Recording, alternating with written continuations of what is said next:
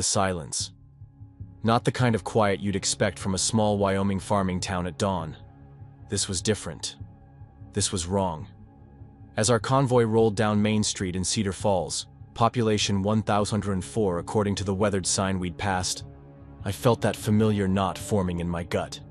The same one I'd learned to trust during my years leading CBRN operations. I chose this field for a reason. After what I witnessed overseas, children's faces melting from exposure to weaponized anthrax, entire villages reduced to convulsing masses of flesh, I knew I wanted to be the one standing between that kind of horror and innocent people.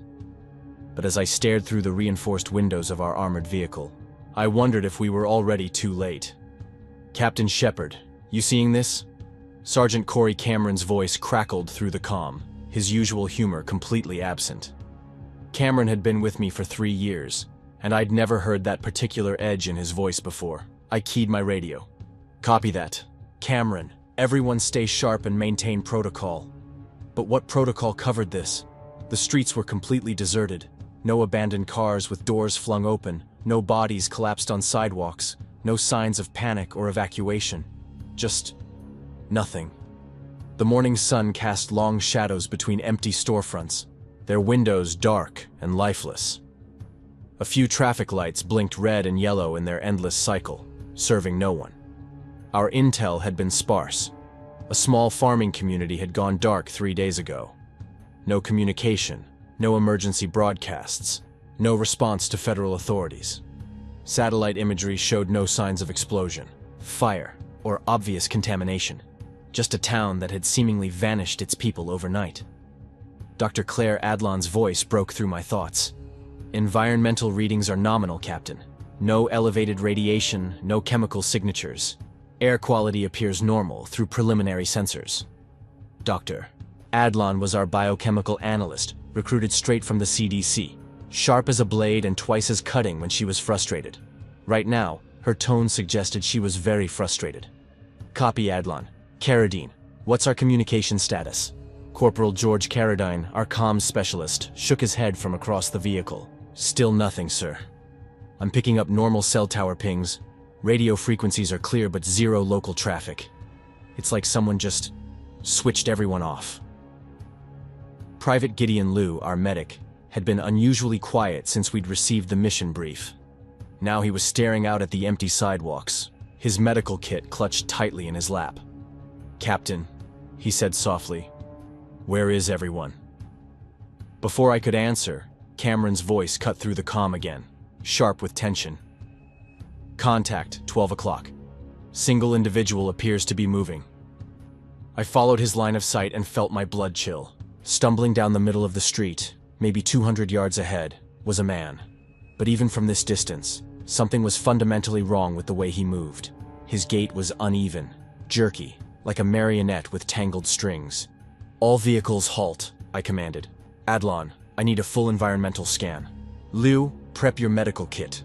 Cameron, weapons ready, but do not engage unless I give the order." As we climbed out of our vehicles, the stench hit us immediately, even through our protective masks. It was sweet and rotten, like fruit left to decay in summer heat, mixed with something else. Something chemical and sharp that made my eyes water. The man continued stumbling toward us, and as he got closer, I understood why Liu had gone so pale. His clothes were soaked through with some kind of viscous, translucent green fluid. It oozed from his eyes, his nose, his mouth, every facial orifice weeping the same luminescent substance. His skin had taken on a waxy, almost melted appearance, and when he tried to speak, only a wet, gurgling sound emerged. He wheezed, green foam bubbling from his lips. Astartris. He repeated the word over and over, his voice becoming weaker with each iteration. I approached slowly, my weapon lowered but ready, Liu close behind me with his medical scanner. "Sir, can you hear me? We're here to help." But even as I said it, I knew we were beyond help. The man's eyes, what remained of them, were completely clouded over, the green substance seeming to pulse with its own internal light. He reached out toward me with a trembling hand, and I could see the same ooze seeping from beneath his fingernails. "Astartris," he whispered one final time, then collapsed. Liu immediately knelt beside him, his scanner beeping frantically. "Captain, I'm reading massive organ failure. Cellular breakdown at the molecular level. This isn't disease. It's like his body is being dissolved from the inside out." "How long does he have?" "He should already be dead, sir. I don't understand how he's still breathing." The man's chest rose and fell in ragged, desperate gasps. With each breath, more of that luminescent green fluid bubbled from his mouth. His eyes found mine one last time, and in them I saw something that chilled me more than any chemical weapon I'd encountered. Pure, absolute terror. Then he was gone. I stood slowly, my mind racing through protocols and procedures, trying to make sense of what we'd just witnessed. "Adlon, did you get readings on that substance?" "Negative, Captain. My equipment isn't detecting anything. It's like it doesn't exist, but we can clearly see it." Cameron had been maintaining overwatch while we worked. Now his voice came through the comm, tight with concern. "Captain, you need to see this." I followed his gaze toward the center of town, where a white steeple rose above the other buildings. The Cedar Falls Community Church. It should have been a place of refuge, of sanctuary. Instead, what I saw through my binoculars made my stomach lurch. The church doors stood wide open, and through them I could see figures slumped in the pews. Even from this distance, I could see the telltale green glow emanating from inside. Cameron Carradine, with me. "Adlon Liu, establish a perimeter here and monitor for any environmental changes. Nobody approaches that building without full protective gear and my direct authorization." As we moved toward the church, I couldn't shake the feeling that we were being watched, not by people. The town was clearly devoid of living human beings, but by something else, something that had been waiting for us to arrive. The silence pressed in around us, broken only by the sound of our breathing through the filters and the soft crunch of gravel beneath our boots. But then, as we reached the church steps, I heard something else. A low, rumbling sound that seemed to come from everywhere and nowhere at once. It wasn't quite mechanical, wasn't quite organic. It was something in between, something that made my teeth ache and my vision blur slightly around the edges. "You guys hearing that?" Carradine whispered. "Yeah," Cameron replied grimly. "Sounds like it's inside my head." The sound grew stronger as we approached the open doors. Inside, the scene was exactly what I'd feared. Dozens of people slumped in the pews, all of them covered in the same green substance we'd seen on the man in the street. But these bodies were worse. They looked almost melted, their features running together like wax figures left too close to a fire. And every single face was frozen in an expression of absolute terror. "Jesus Christ," Cameron breathed. I was about to respond when the first drops began to fall. Normal rain, nothing unusual about it, except for that sound, which seemed to intensify with each drop that hit the ground. The low rumbling grew deeper, more pervasive, until I could feel it in my bones. "All teams, this is Shepard. We're establishing full quarantine protocol immediately. No one enters or leaves this town until we understand what we're dealing with." But even as I gave the order, I couldn't shake the feeling that we were already too late. Whatever had happened here, whatever Astartes meant, it wasn't contained to just this church or this street. As we backed away from the church, planning our next move, Carradine grabbed my arm. "Captain, look at that!" He was pointing toward the elementary school at the edge of town. Even through the increasing rain, I could see construction equipment scattered around what looked like a partially excavated foundation. And seeping up through the disturbed earth, glowing faintly in the gray afternoon light, was more of that luminescent green substance. The sound in our heads grew louder. The construction site at Cedar Falls Elementary looked like someone had torn a wound in the earth itself. Heavy machinery sat abandoned around the perimeter. An excavator with its bucket still half buried in disturbed soil. Concrete mixers tilted at odd angles, their contents long since hardened. But none of that mattered compared to what was seeping up from the ground. The green substance bubbled and oozed from cracks in the freshly turned earth, pooling in the excavated foundation like some kind of luminescent swamp. Even through our protective gear, I could smell it, that same sickly sweet stench we'd encountered with the survivor, but concentrated, overwhelming. It made my stomach churn and my head pound in rhythm with that persistent, bone-deep sound that seemed to be growing stronger by the hour. "Jesus, Captain," Cameron muttered. shouldering his rifle as we approached the site. What the hell were they building here? I studied the construction plans that were still pinned to a makeshift bulletin board near the site trailer. The paper was warped and stained, but I could make out the architectural drawings. Looks like they were putting in a new gymnasium. Foundation work started 2 weeks ago. I traced the excavation boundaries with my finger, noting the depth markers. They dug deep, 20 feet down for the basement level, deep enough to hit something that should have stayed buried. Adlon was already taking readings, her scanner clicking rapidly as electromagnetic interference caused the display to flicker and distort. Captain, I'm getting massive field disruptions here. Whatever's down there is generating some kind of energy signature that's scrambling my equipment. I've never seen readings like this. Liu crouched near the edge of the excavation, studying the patterns in the ooze with the focused intensity of a medical examiner. His movements were careful, deliberate. He'd learned not to take unnecessary risks after 3 tours as a combat medic in Afghanistan. Sir, look at this. The substance isn't just seeping randomly. It's following specific channels, like it's being directed somehow, like it has intelligence. He was right. The green fluid flowed in deliberate streams, converging toward what looked like a natural depression in the center of the foundation pit. The patterns reminded me of a circulatory system, or maybe the root network of some vast underground organism. And there, partially concealed by construction debris and sheets of plastic tarp that flapped in the increasing wind, I could see the dark mouth of what appeared to be a tunnel or cave opening. Carradine, get me a direct line to command. I need to report our findings and request immediate backup. Already tried, sir, Carradine replied, his voice tight with frustration as he adjusted his radio equipment. The static was getting worse, creating an electronic scream that seemed to harmonize with that persistent sound in our heads. Same as before.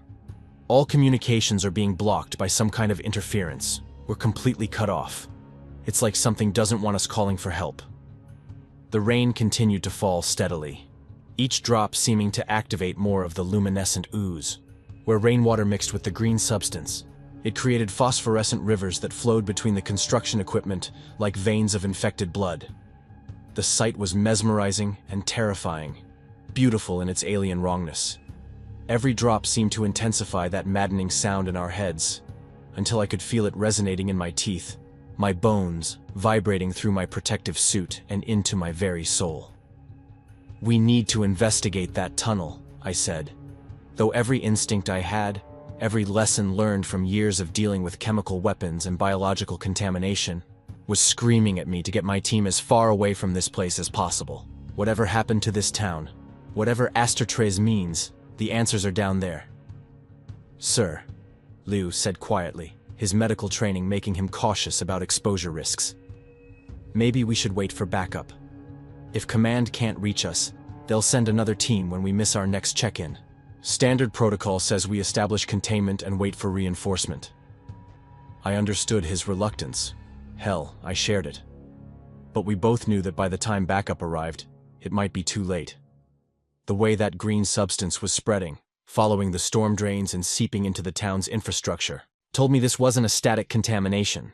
It was growing, expanding, looking for new hosts.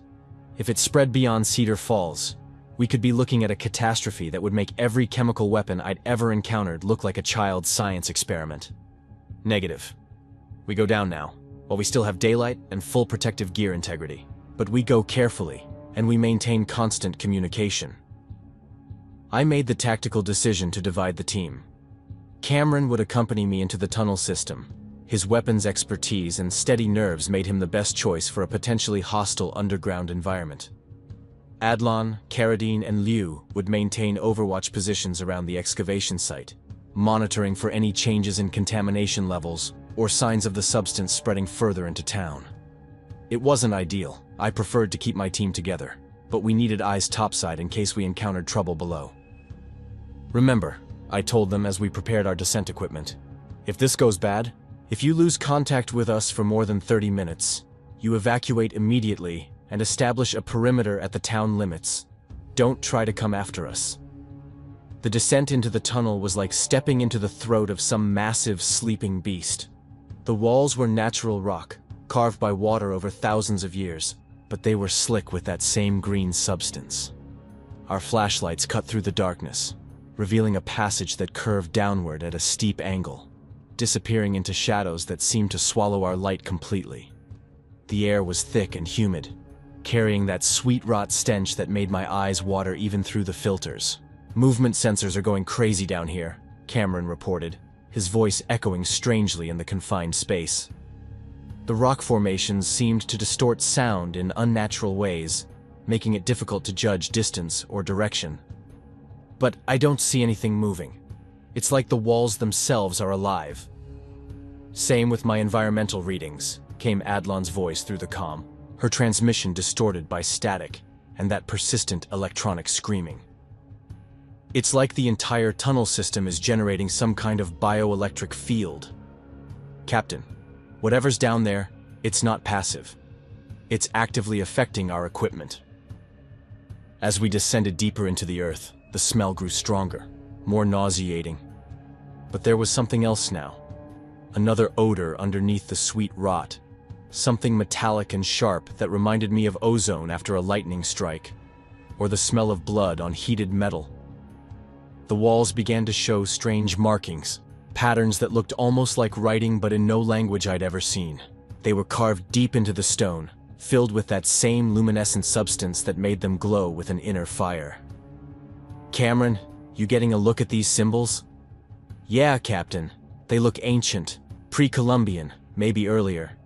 But there's something wrong about them. They hurt to look at directly." He was right. The symbols seemed to shift and writhe when observed directly, creating an optical illusion that made my head pound even worse. But they weren't random scratches or primitive cave paintings. These symbols had purpose, structure, meaning. They were arranged in specific patterns, repeated at regular intervals as we moved deeper into the tunnel. And the deeper we went, the more complex and disturbing they became. 20 minutes into our descent, following a passage that seemed to spiral ever deeper into the earth, we found the first body. It was wedged against a natural shelf in the rock wall, partially concealed by shadows and mineral deposits. At first glance, it looked like someone who had fallen and gotten trapped during a cave-in. But as we approached with our lights, playing the beams across the figure, the truth became horrifyingly clear. The body was covered in the same green substance we'd been seeing throughout the town. But this was different. More advanced, more complete in its transformation. The flesh had taken on a translucent quality, like wax held up to a flame, and I could see dark shapes moving beneath the skin like parasites or tumors. But it was the face that made my stomach lurch. This had once been a man. I could tell from the clothing, work boots and denim that suggested a construction worker. But his face was a nightmare fusion of human features and something else entirely. The skin was darkened and mottled, looking burned and desiccated like leather exposed to radiation. His work clothes were now ragged and filthy, soaked with organic fluids that had fused the fabric to his transformed flesh. From his mouth, which hung open in what must have been a final scream, dozens of thin, viscous tentacles emerged like writhing worms in heated air. They moved slowly, with an almost conscious purpose, dripping those same green secretions that seemed to glow with their own internal light. His skull was elongated and deformed, the forehead bulging outward as if something had pushed from inside, trying to escape. "My God," Cameron breathed, his voice barely audible. "What happened to him?" The creature that had once been human turned its head toward us with mechanical precision. Where eyes should have been, there were only deep shadows, sunken sockets that seemed to absorb our flashlight beams. But I could feel it watching us, studying us with an intelligence that was no longer human. "Cameron, document everything. We need evidence of what we're dealing with." As Cameron activated his recording equipment, I noticed we weren't alone. Further down the tunnel, partially concealed by rock formations and mineral deposits, were more bodies. Dozens of them, scattered throughout the passage like discarded puppets, all in various stages of the same grotesque transformation, all watching us with those empty, light-drinking sockets. "Captain Shepard, this is Lou." His voice crackled through the comm, tension making his normally steady tone shake. "We've got a situation up here." My blood ran cold. In my years of CBRN operations, I'd learned that when your medic sounded scared, it was time to worry. What kind of situation, Lou? The green substance is spreading faster than we calculated. It's not just seeping from the excavation anymore, it's actively flowing uphill, following the storm drain system toward the center of town. And, sir... He paused, and I could hear him taking a deep breath. Some of the bodies we saw in the church, they're not staying dead. I exchanged a look with Cameron. If the contamination was spreading beyond our containment zone and the dead were somehow reanimating, we were running out of time fast. But we were close to finding answers. I could feel it. The tunnel continued to descend, and ahead I could see the passage opening into what looked like a much larger chamber, filled with that pulsing green radiance. Lou, establish fallback positions at the town perimeter. If this goes sideways, you get out of here and warn whoever will listen. Cameron and I are going to push deeper and find the source. Whatever's causing this, it started down here. As we left the transformed bodies behind and approached the chamber, the sound in our heads grew so intense that I had to stop and steady myself against the tunnel wall. It felt like someone was driving railroad spikes through my skull, and I could see Cameron grimacing in pain beside me, blood trickling from his nose despite his protective mask. But we pressed on, driven by duty and the terrible knowledge that we might be humanity's only chance to understand this threat. The chamber that opened before us defied every law of physics and geology I knew. It was vast, easily the size of an aircraft hangar, carved from living rock but clearly shaped by intelligence rather than natural forces. The walls soared upward into darkness, covered in those same symbols we'd been seeing. But here they were, massive, intricate, telling some kind of story or conveying some kind of message that my human mind couldn't begin to comprehend. And in the center of the chamber, rising from the floor like some kind of altar or monument to forgotten gods, was a crystal formation unlike anything I'd ever seen or imagined possible. The crystal was roughly 12 feet tall and 6 feet wide, composed of what looked like green ice that pulsed with its own inner light. Each pulse sent waves of that maddening sound through the chamber, making the very air vibrate with malevolent energy. But it wasn't empty. Suspended within the crystalline matrix, perfectly preserved like some prehistoric insect in amber, was a creature that belonged in the deepest nightmares of madmen. The entity was a writhing mass of organic horror, an amalgama of pulsating flesh and corrupted tissue that seemed to have been woven from roots, exposed muscle and primordial hatred. Its body was tall and grotesquely disfigured, without clearly defined limbs. Instead of arms or legs, serpentine extensions projected in all directions like muscular tentacles covered in spines and throbbing veins. These organic appendages moved with their own malevolent will, lashing through the crystal as if testing the boundaries of their prison. The head was a smooth, featureless dome.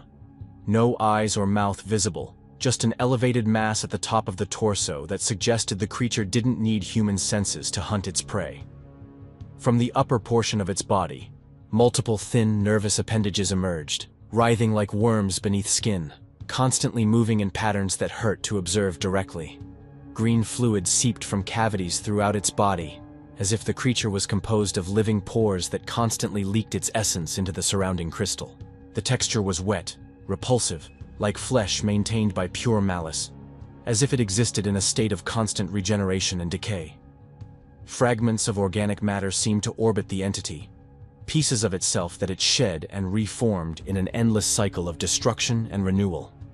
And at the base of the crystal, carved deep into the stone floor in letters that seemed to burn with their own dark fire, was a single word. Astartes. Cameron, I whispered, barely able to find my voice as I stared at this impossibility made manifest. Are you recording this? Yeah, Captain, he replied, his voice hollow with shock. And I really wish I wasn't. As we stood there, transfixed by the horror before us, the pieces began falling into place. The construction crew had dug deep enough to breach this ancient chamber. They'd found this crystal prison, this containment system built by some civilization lost to history. The creature's influence had begun slowly. Children, curious about the strange glowing substance that seeped from the disturbed earth, had taken it home to show their parents. From there, the contamination had spread through families, through schools, through the entire town like a plague designed specifically to corrupt human biology. But even as I worked out the timeline of events, I noticed something that made my blood freeze in my veins. The crystal wasn't perfect anymore. Hairline cracks spider-webbed across its surface, and with each pulse of that reality-bending sound, the fractures spread a little further, a little deeper. "Captain, this is Adlon!" Her voice burst through the comm, filled with a panic I'd never heard from her before. "The body's in the tunnel. They're all moving now. They're heading toward the surface, and sir, they're changing. They're becoming something else entirely." The sound in our heads suddenly intensified to an unbearable degree. Cameron dropped to his knees, clutching his helmet, and I could feel blood trickling from my ears despite my protective gear. Around us, the ancient symbols on the chamber walls began to glow brighter, pulsing in harmony with the crystal and its imprisoned occupant. Through the comm, I could hear Lou shouting, "We've got contact! Multiple hostiles emerging from the school site. They're not human anymore. Jesus Christ, what are these things?" And then I heard the gunfire. In the crystal prison before us, the creature that had been dormant for millennia slowly began to stir. The organic appendages moved faster, more violently, striking against the walls of its prison with increasing force. The pulsing light grew brighter, and the cracks in the crystal spread faster, racing across the surface like lightning made of darkness. Whatever this thing was, whatever Astartes represented, it was waking up. And when it broke free from its ancient prison, I had the terrible certainty that what had happened to Cedar Falls would be just the beginning of humanity's final nightmare. "All teams," I managed to say through gritted teeth, fighting against the agony in my skull. "Emergency evacuation. Get to the vehicles and establish defensive positions. Do not engage the hostiles unless absolutely necessary." But even as I gave the order, I could hear the sound of shattering crystal echoing through the chamber behind us. Each crack was like a gunshot, each fracture a countdown to apocalypse. And in that crystalline destruction, I heard something else. Something that might have been laughter, if laughter could be filled with such pure, ancient malevolence and the promise of humanity's extinction. The thing called Astartes was about to be free, and God help us all. The sound of shattering crystal filled the chamber like the death cry of gods. Each fracture sent shockwaves through the ancient stone, and I could feel the very foundations of the earth trembling beneath our feet. The thing called Astartes was breaking free from its millennia-old prison, and with each crack in the crystal, reality itself seemed to bend and warp around us. "Cameron, we need to move now," I shouted over the deafening cacophony, but my words were lost in the chaos. The sound that had been torturing our minds since we arrived in Cedar Falls was now so intense, it felt like my skull was splitting apart. Blood streamed from both our noses, and I could see Cameron's eyes rolling back as he fought to maintain consciousness. Through the comm, I could hear the battle raging on the surface. Lou's voice cut through the static. "Multiple contacts emerging from the tunnels. They're not human anymore. Repeat, these are not human." The rapid staccato of automatic weapons fire punctuated his words, followed by screams that would haunt me for the rest of my life. The first of the transformed creatures reached us as we tried to retreat from the chamber. It had once been human. I could tell from the tattered remains of what looked like a teacher's clothing. A floral dress now fused to flesh that had taken on the consistency of melted wax. But humanity was just a distant memory in this thing. The creature before us was a living nightmare, a fusion of carne in decomposition and parasitismo alienigena. Its skin was darkened and mottled, looking burned and desiccated like leather exposed to radiation. The tattered dress hung in shreds, now ragged and filthy, soaked with organic fluids that had fused the fabric to her transformed flesh. The most terrifying aspect was her face, or what remained of it. Her mouth hung open in a permanent scream, but instead of a tongue, dozens of thin, viscous tentacles writhed like worms searching for heat. They moved slowly but with conscious purpose, dripping green secretions that glowed with their own internal light. Her skull was elongated and deformed, the forehead bulging outward as if something had pushed from inside. The look in her eyes, what remained of them, was completely vacant, sunk deep in shadow, but I could feel her watching us, studying us with an intelligence that was no longer human. "Contact front!" Cameron managed to shout, raising his rifle. The muzzle flash lit up the tunnel as he opened fire, but the rounds seemed to pass through the creature without lasting effect. The bullets tore chunks of flesh away, but the wounds sealed themselves almost immediately. the green substance flowing like liquid to repair any damage. More of them were coming. I could hear their wet, shuffling footsteps echoing through the tunnels, accompanied by sounds that no human throat should be able to make. Wet, clicking noises, like insects communicating in some prehistoric language. "The crystal!" I shouted to Cameron. "Whatever's in there is controlling them. We have to stop it from breaking free." But as we turned back toward the chamber, I saw that we were already too late. The massive crystal formation was spiderwebbed with cracks, and through the gaps, I could see the entity inside stirring more violently. Its organic appendages lashed against the walls of its prison with increasing force, and with each strike, more of the crystalline matrix shattered and fell away. The creature that emerged from the tunnels behind us was an entirely different kind of horror. This one had been distorted beyond any resemblance to natural biology. Its body was a mass of writhing tentacles and exposed muscle tissue, constantly shifting and undulating. Long, serpentine extensions projected from its torso like muscular tentacles covered in spines and throbbing veins. These organic appendages moved with their own malevolent will, lashing through the air with frightening speed. Its head was a smooth, elongated dome, covered in what looked like dozens of black, lifeless eyes. From the upper portion of its body, multiple thin, nervous appendages emerged, writhing like worms beneath skin, constantly moving in patterns that hurt to observe directly. Green fluid seeped from cavities throughout its body, as if the creature was composed of living pores. "Jesus Christ," Cameron breathed, emptying his clip into the advancing monstrosity. This time the rounds had more effect. Chunks of diseased flesh exploded away from the creature's body, spraying the tunnel walls with green ichor. But still it kept coming, apparently feeling no pain, driven by hunger that transcended death itself. From above, I could hear Adlon's voice crackling through the comm. "Captain, we're being overrun.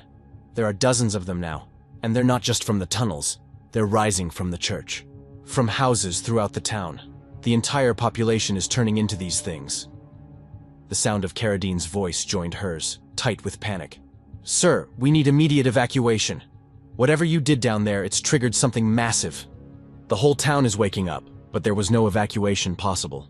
The tunnel behind us was filling with more of the transformed creatures, each one a unique horror, but all sharing that same alien intelligence, that same hunger for living flesh. And ahead of us, the crystal prison was moments away from complete failure. That's when I heard the sound that would give me nightmares for years to come, if I lived long enough to have nightmares. It was a grinding, scraping noise, like massive stone blocks being dragged across metal, but underneath it was something organic, wet, and utterly wrong. The entity called Astartes was testing the boundaries of its weakening prison. "Cameron, fall back to the chamber entrance. We make our stand there." We retreated to the mouth of the vast chamber, using the narrow opening as a choke point. The creatures couldn't all attack us at once, which gave us a tactical advantage, assuming our ammunition lasted long enough to matter. But as I changed magazines, I could see more of them emerging from side passages, from cracks in the walls, from places that shouldn't have been able to accommodate anything larger than a rat. Another creature crawled toward us, moving on all fours in an unnatural, broken gait. Its limbs were thin and disproportional, ending in masses of bulbous growths covered by translucent pustules filled with that same glowing green fluid. Each step left a trail of luminescent slime, and I could see smaller organisms, parasites or offspring, wriggling within the larger pustules. The creature's posture was quadrupedal but irregular, as if it had forgotten how to coordinate its movements.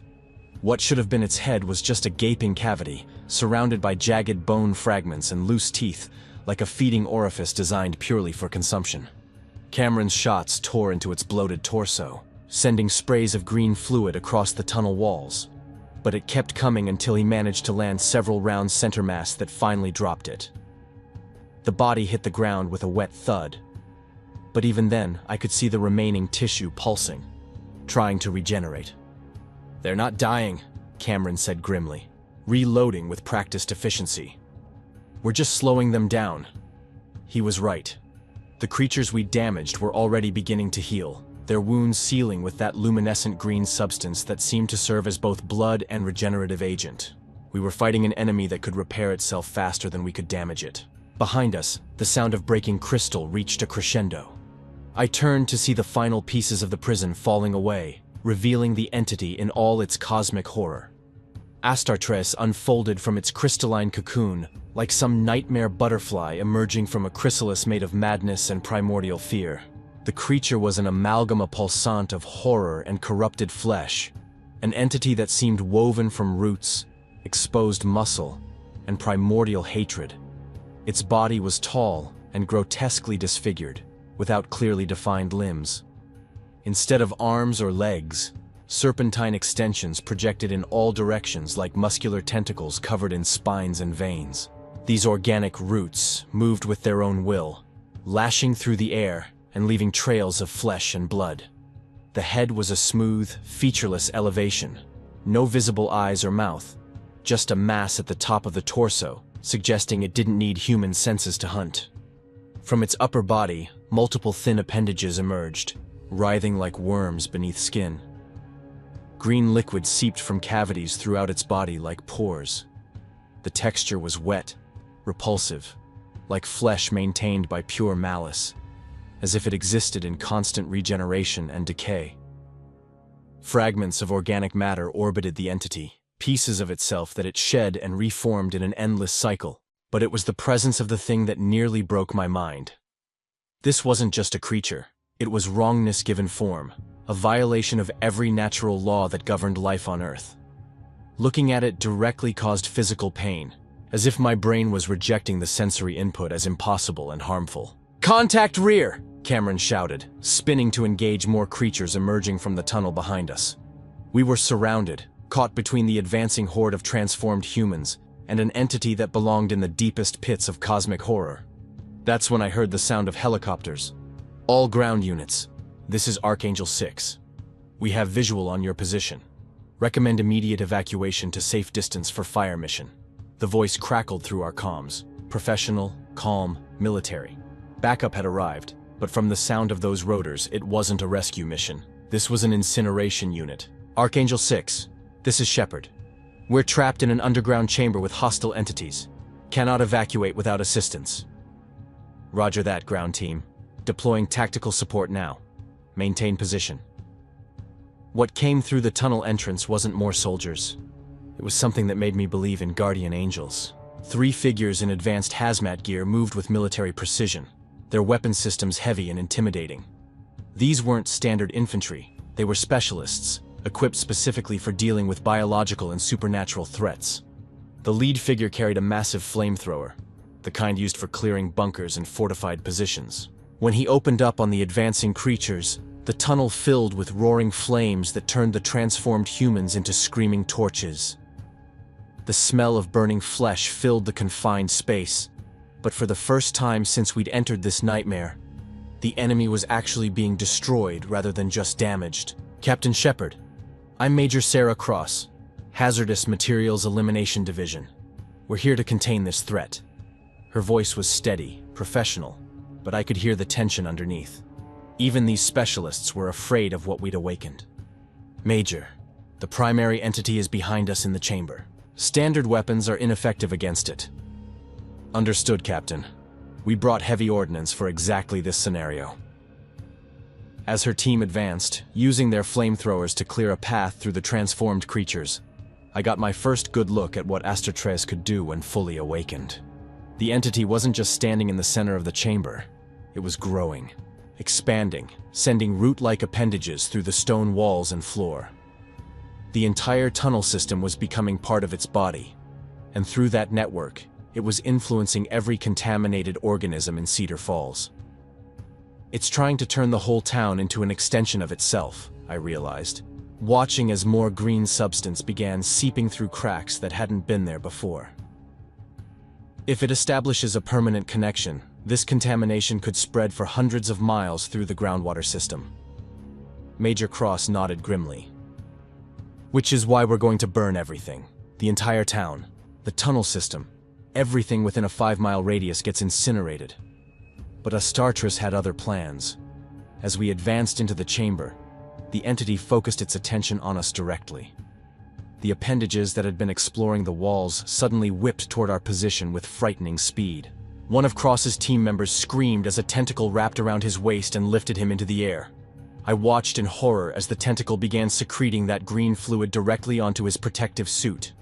The hazmat materials began dissolving like plastic and acid. Within seconds, the substance reached his skin, and his screams took on a pitch and quality that no human voice should be able to produce. "Take cover!" Cross shouted, raising a grenade launcher loaded with what looked like white phosphorus rounds. "Firing incendiary ordnance!" The grenade struck Astartra's center mass and detonated in bursts of white-hot flame that seemed to stick to the creature's organic surface. The entity's movements became more violent, more erratic, but it didn't stop. Instead, it seemed to learn from the attack, adapting its movements to avoid the worst of the fire. "It's learning," Cross said, her professional calm finally cracking. "The entity is adapting to our weapons. We need to evacuate now and call in a nuclear strike." "Negative," I replied, though every instinct I had was screaming at me to run. "If we don't stop it here, if it gets loose into the wider underground water systems, a nuclear strike won't be enough. This thing could contaminate half the continent." What happened next saved humanity, though it nearly cost me my life. Cameron, who had been quietly working with the demolition charges we'd brought for emergency excavation, had rigged every piece of explosive ordnance we had, both ours and Major Cross's teams, into a single massive device. "Captain," he said grimly, "I can bring the whole chamber down, collapse the tunnel system, maybe bury this thing deep enough that it can't spread, but someone has to stay behind to trigger the charges manually. The electromagnetic interference is blocking any remote detonation." I knew what he was suggesting, and I knew he was right. Someone had to make the ultimate sacrifice to contain this cosmic horror. "I'll do it," I said, but Cameron was already shaking his head. "Sir, with respect, you're the one who needs to survive to report this. The world needs to know what's down here, what nearly got loose. I'll trigger the charges." Before I could argue, Astartraz made the decision for us. A massive tentacle, easily as thick as a tree trunk, lashed out and caught me across the chest. The impact sent me flying into the stone wall, and I felt ribs crack under the force of the blow. But worse than the physical damage was the exposure. My protective suit had been torn, and I could feel that green substance beginning to seep through the tears in the fabric. "Shepard!" Cameron's voice seemed to come from very far away. Through the haze of pain and whatever toxins were entering my system, I could see him fighting his way toward me, but the transformed creatures had regrouped and were pressing their attack with renewed ferocity. Major Cross's flamethrowers roared continuously now, turning the chamber into an inferno, but still more creatures kept coming. From every tunnel, every crack in the stone, they emerged like a plague of living nightmares. And above it all, Astartraz continued to grow, to spread, to corrupt everything it touched. The last thing I remember clearly was the sound of the charges detonating. Cameron had made his choice, sacrificing himself to trigger the explosives manually. The entire chamber collapsed in a thunderous roar of breaking stone and twisted metal. Astartraz let out a sound that might have been rage or pain, or perhaps just disappointment at being denied its freedom once again. Flames roared through the collapsing tunnels as Major Cross's team continued their incineration protocol, ensuring that whatever remained of the creatures would be reduced to ash. The heat was incredible, even through my damaged suit, and I could feel consciousness slipping away as the toxic green substance continued to work its way into my system. Then darkness took me. I woke up a week later in a medical facility I didn't recognize. The walls were white, sterile, unmarked by any identifying information. When I asked where I was, the doctors gave me vague answers about specialized treatment facilities and classified medical procedures. They told me I'd been exposed to an unknown biological agent, but that I was recovering well. They said Cameron's body had never been found, buried somewhere under tons of collapsed rock and twisted metal. Major Cross had survived, along with one other member of her team.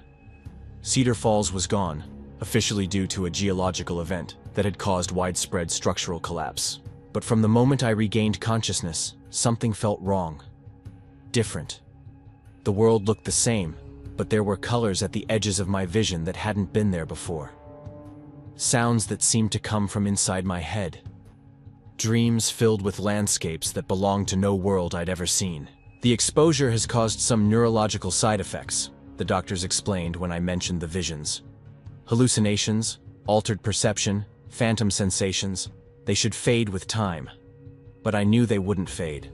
I could feel something growing inside me, changing me, making me into something that was no longer entirely human. And when I looked in the mirror, sometimes I saw eyes that weren't quite my own looking back.